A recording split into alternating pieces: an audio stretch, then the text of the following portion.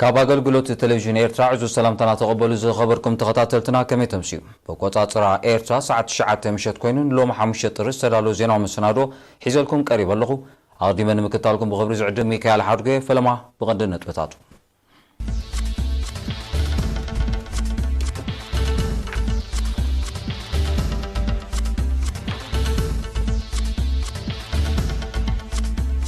أبي زوبا عن صباح زحاشة توت حرشا كم ترغبة تقليزهم ميسر حرشان تسقانا مسارحتات من سقط ربال عزم الكسلطانة وديبهم تسرقا وطوح معايا بلعور تصادفو زبي تسقين الشباب أبي كينيا زركب معسكر حيل بحر أتقعو أبي تريبول بستخير دودام نفرتي بوحدو 3 سبات تقتلهم أبا أستراليا نهاروتات مدفات حاوي لعلى 16 مليون دولار تبركيتو زرزرا زينا أبي زوب عن سبا زنبره هطور كرامات بستودة بتوقسون مدلوات حارستوتن تعوم كتال مويان حرشان تحقيزو بتوت حرشان مسنا كلتشان عصوتو شمونتن كنتساتون كله بعزف كم زعابي بسلسة طري أبي كتما كرن أبستخايدا أخيبا تقليزهم وكيل كفل حرشان مريتن ويزورو كبرا قبرا مسكاله لو معامت بوهور تسعاري استرخبه مهرتي نزمت سعامت بسل على نهر المسراح زحقس تمكرو تغسيمو كم زلو أبريهام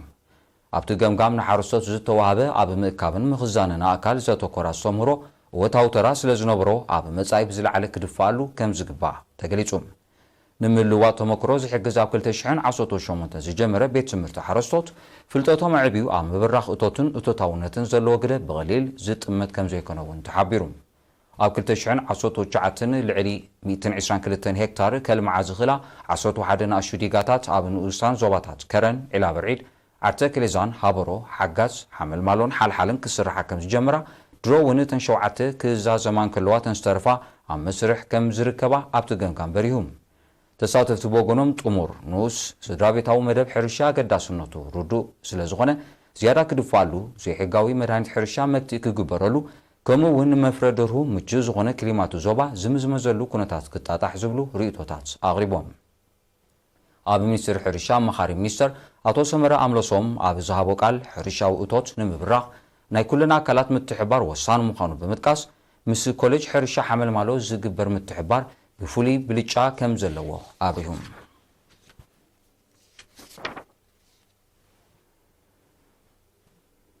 أبي منصاق تصرب على العزو علم السارحيتات باستفلالي مغنياتات أبزو بلاشولو كل تفتصقان أنت زيروغبو اتسرح كم زسناخل فلوتيوم نزن مفواش دما منسر حرشا سلطنا ودي بكنيو ملوت عستو بملكع تصابصاب تداليلو ياقوب ገብረትንሳኤ كقربوي ሚኒስትር ሕርሻ ካብ 31 ታሕሳስ 2019 ክሳብ 4 ጥሪ 2020 ኣብ ወፍሪ ምክልኻል አንበጣ ዝነጥፉ 22 ኣባላቱ ኣብ ሓፈሻዊ ጽገና መንጸጊታት ጸረ ባልዕ ዘተወከረ ስልጠና ውዲቦም እቲ ኣብ ዳዕሮ ቃውሎ ዝተዋህበን ብኽልሲ ሓሳብን ግብርን ዝተሰነየ ስልጠና ኣብ ካይሮ ግብጺ ካብ ዝመደበሩ ኮሚሽን ምክልኻል አንበጣ ምድረ በዳ ኣብ ማእከላይ ዞባ ብዝመጸ ላዕለዋይ ወኪላን መምህርን ኣሰይድ ራሚ አልዓረቢ ተዋሂቦም ኣብ ሚኒስትር ሕርሻ ሓላፊ ኣሃዱ ምክልኻል ሳገምቲ ባልዓት አቶ ቴድሮስ ይዩም ብዛዕባ ዓላማት ስልጠና ኣብ ዝሃቦ መብርሂ መንጸግ ጸረ ባልዕ ማሽናት ብዝተፈላለዩ ምኽንያታት ኣብ ዝባላሸው ለዓቡ ብደው ኮይኑ ምጽንሑ ብምጥቃስ ኣብ ተወፍሪ ዝነጥፉ ኣባላት ኣፍሉጥ ሃልዮም ናይ ጽገና ንጥፈታት በዓሎም ብምክያድ ናይ ጸገም ዝንምፍዋስ እቲ ስልጠና ከም ዝተወደበ ገሊጹም እቲ ስልጠና ከዓ ኣብ ሰለስተ ተኸፋፈለ ሓደ መንጸጊታት ኣብ መኪና ዝስቀላ ዓበይቲ መንጸጊታት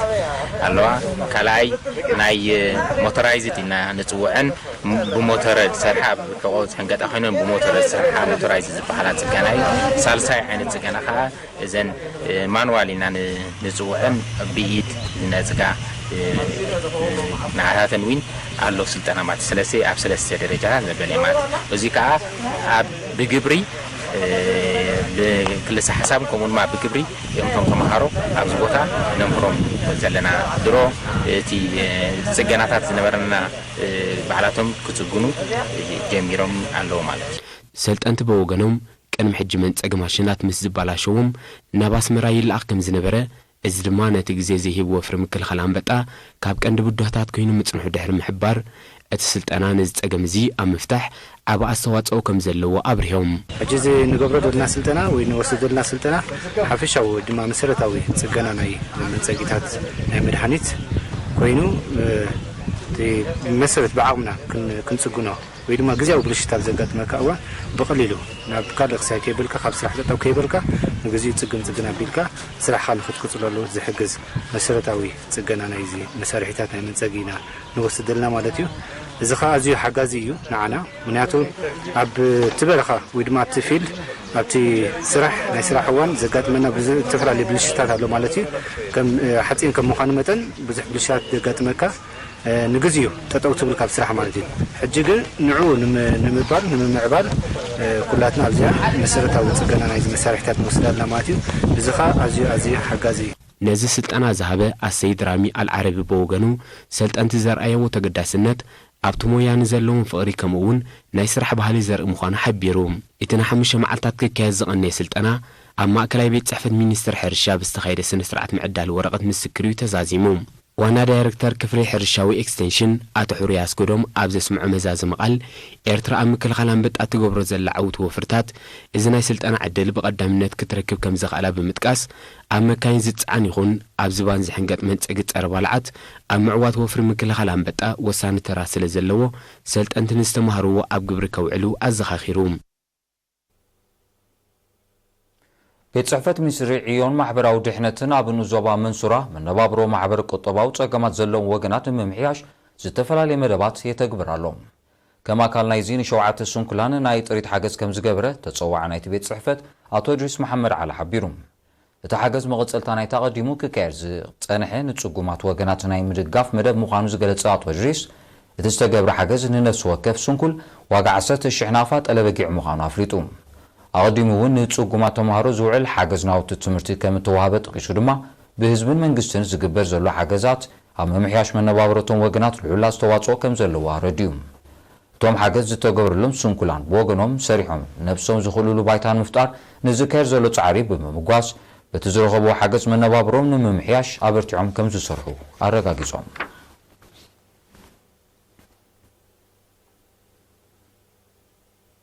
ኣብ ዞባ ደቀ ምሓረ ንነዊሕ ዓመታት ንኣገልግሎት ኣጸጋሚ ኮይኑ ዝጸንሐ 25 ኪሎ ሜትር ጽርግያ ውጡሕ መዓያ ህዝቢ ዝወሰዶ ተበግሶ ተጸጊኑ እቲ ጽርግያ ብውሕጅ ተፈሓሒሩ ንምንቅሳስ ተሽከርከርቲ ከጸግም ብምጽንሑ ነፍሰ ጾራትን ሕሙማትን ናብቲ ካልእ ጥዕና ንምብጻሕ ከቢድ ከም ዝነበረም ተቐማጦ ዝገልጹ ኣመሓዳሪ ዓዲ መዓያ አቶ ተስፋይ ሓጎስ ንኤሪና ብዝሃቦ ሓበሬታ እቲ ስራሕ ብልዑል ተሳትፎ ነበርቲ ከም ተጸገነ ኣብሪሁም ኣብ ምምሕዳር ዞባ ደቀ ምሓረ ሓላፊ ምምሕዳራት ከባቢ ኣቶ ወልዱ ክፍለ ድማ ህዝቢ መዓያ ንዝወሰዶ ተበግሶ ብምምጓስ ካልኦት ዓድታት እውን ተመሳሳሊ ውፅኢታዊ ወፈራታት ከሰላስሉ ተላቢዩ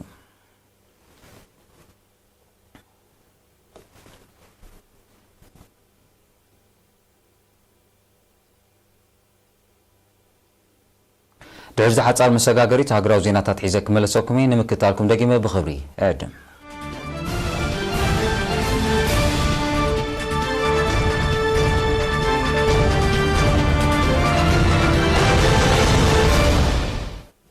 ዜና ወጻኢ አልሸባብ ኣብ ዞባ ላሙ ኬንያ ዝርከብ ሰራዊት ኬንያን ኣሜሪካን ዝግልገሉሉ ማዓስከር ሓይሊ ባሕሪ ኣጥቂዑ ሻምት ወልደ ዘዳሎ ዜናው ጸብጻብ ይስዕብ ሽበራዊ ጉጅለ አልሸባብ ናይ ሶማል ሎሚ 5 ጥሪ ወጋሕታ ኣብ ዞባ ላሙ ኬንያ ዝርከብ ሰራዊት ኬንያን ኣሜሪካን ዝግልገሉሉ ማዓስከር ሓይሊ ባሕሪ ከም ዘጥቅዕ ይጋወሓሎም ሚኒስትሪ ምክልኻል ኬንያ ኣብ ዘውፅኦ መግለጺ ብዝተወስደ ቁልጡፍ መልሲ መጥቃዕቲ ነቲ ማዓስከር ክቋጽሮ ከም ዝኽኣሉ ብምሕባር ነቶም ዕጡቃት ኣብ ምህዳን ከም ዝርከቡ ኣረድዮም እቲ ሚኒስትሪ ኣስዒቡ እቶም ዕጡቃት ንወተሃደራዊ ማዕርፎ ነፈርቲ ናይቲ ማዓስከር ሓይሊ ባሕሪ ንምቁፅጻርን ዕንወት ንምውራድን እኳ እንተፈተኑ ከም ዘይተዓወቱ ብምጥቃስ ብውሕዱ 4 ሽበራይን ከም እተቐትሉ ኣፍሊጡም አገልግሎት ዜና አሶሺየትድ ፕሬስ ኣብ ዘውፅኦ ዜናዊ ጸብጻብ በአንጻሩ በቲ ኣስታት ሚቲ ኣባላት ሰራዊት ኣሜሪካ ዓስኪሮም ዝርከቡ ማዓስከር ሓይሊ ባሕሪ ኬንያ ዝተኻየደ መጥቃዕቲ አልሸባብ ክልተ ነፈርቲ ኩናት ክልተ ዋነት ኣሜሪካ ዝኾነ ሄሊኮፕተራትን ሓያሎ መካይንን ከም ዘዓነዋ ገሊጹም ሽበራዊ ሓይሊ አልሸባብ ብወገኑ በቲ መጥቃዕቲ ሓያሎ ኣባላት ሰራዊት ኬንያን ኣሜሪካን ኣደዳ መቕሰልትን ከም ዝኾኑ ኣፍሊጡሎም ኣፈኛ ናይቲ ኣብ ጅቡቲ ዓስኪሩ ዝርከብ ሰራዊት ኣሜሪካ ብዝሃበ መግለፂ ድማ ነቲ ብኣልሸባብ ዝተዋህበ መግለፂ ካብ ሓቂ ዝረሓቕ ክብል ነፂግዎም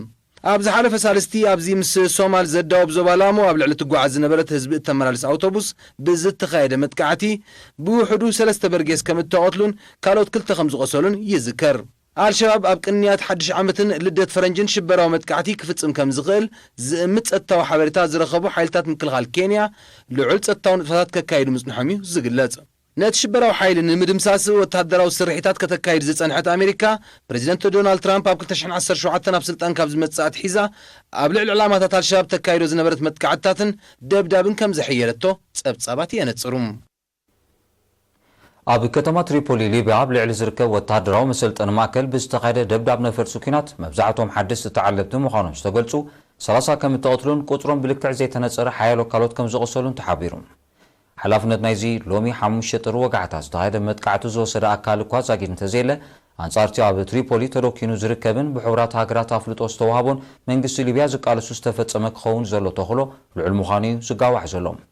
ብጀነራል ኸሊፋ ሓፍታር ዝምርሑ ኣብ መብረቃዊ ሸነኽቲ ሃገር ዝመደበሮም ሓይልታት ንከተማ ትሪፖሊ ንምቁጻር ካብ ወርሒ ሚያዝያ 2019 ኣትሒዞም ኣብ ልዕሊ ዕድታት መንግስቲ መጥቃዕታት የካይዱ ምህላዎም ይፍለጥ ኣብ ሊብያ ተፈጢሩ ዘሎ ጾታዊ ወጥሪ ቱርኪ ኣብ ጎድኒ ሰራዊት መንግስቲ ዝስለፍ ሰራዊትን ኣብታ ሃገር ከተዋፍር ምዃና ድሕሪ ምግላጻ ሓድሽ ምዕራፍ ሒዙ ከም ዝርከብ ይግለጽ በዚ ድማ ሊብያ ብግዳማዊ ምትእትታው ዝተሓመሰት ካልእት ሶርያ ከይትኸውን ዝዓበየ ስጋት ኮይኑሎ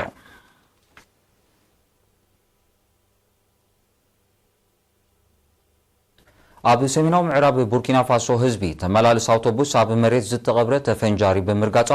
ብዕዱ 14 ሰላማውያን ሰባት ከም እተቐትሉን 4 ካልኦት ከም ዝቆሰሉን ተሓቢሩ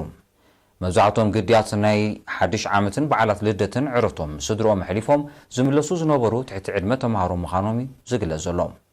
ዛጊድ ናይቲ መጥቃዕቲ ሓላፍነት ዝወሰደ ኣካል የለን እንተኾነ ግን ሽበራውያን ሓይልታት ኣብታ ሃገር ዘካይድዎ መጥቃዕትታት ኣዛይዶሞም ምህላዎም ዝሕብሩ ጸብጻባት ንሳቶም ዝሃንደስዎ ክኸውን ከም ዝኽእል ሰመዝ ጸጥታ ቡርኪና ፋሶ ይገልጹ ኣለዉ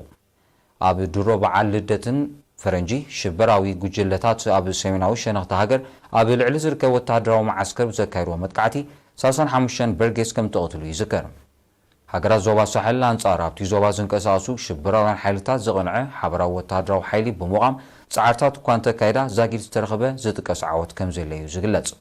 መጥቃዕቲ ሽበራውያን ሓይልታት ነቲ ኣብተን ሃገራት ዘሎ ቀቢላዊ ፍልሊ ዝጠንቁ ምትፍናን ሕብረተሰባት ብምህጓሃር ከቢድ ሰብኣዊ ክሳራታት ዘስዓበ ግጭት ሓድሕድ እውን ከም ዘለዓዓለ ይፍለጥ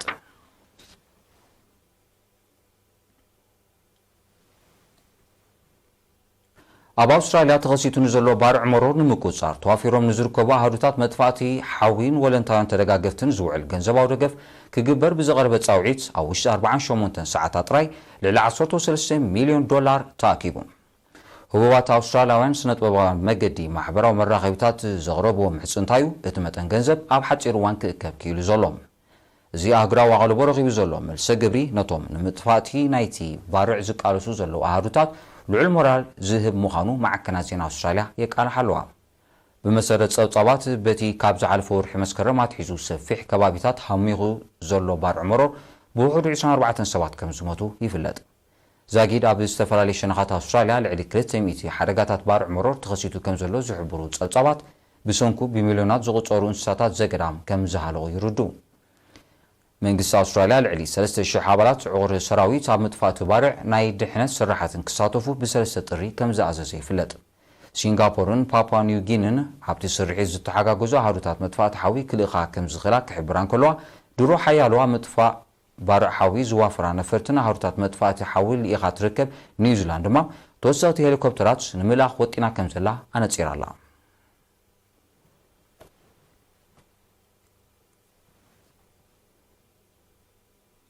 ክቡራት ኣዕዘብቲ ነቲ ሰዓት ዝተዳለወ ዜናዊ መሰናዶ ኣብዚ ንፍጽም ኣሎና ስለምክታልኩም ኣዝየ ዘመስግን ዝተረፉ መደባት ኤር ቲቪ ንምክትታልኩም ብኽብሪ ዕድም ብወገነይ